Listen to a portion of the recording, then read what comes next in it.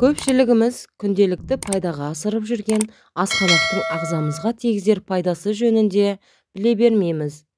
Асқабақ өнімдерін пайдаланудың да өзіндік артықшылықтары бар екен.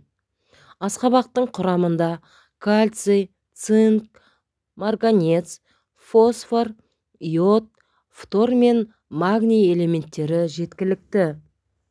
Асқабақты склероз, диабет және өт қабынуына шалдыққан жандар көп деп пайдалануы керек.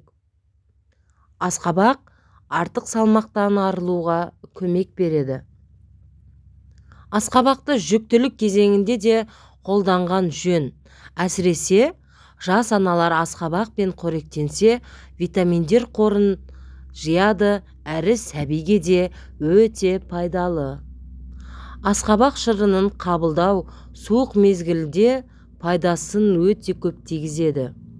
Тұмау мен өкпе ауруынан зардап шексеңіз, асқабақ шырынын ішіңіз.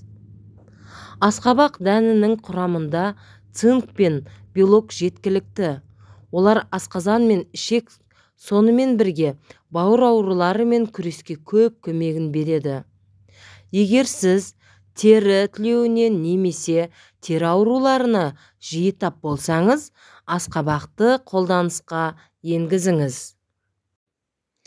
Ал сіз асқабақты ұнатасыз ба? Және асқабақтан қандай тағамдар жасайсыз?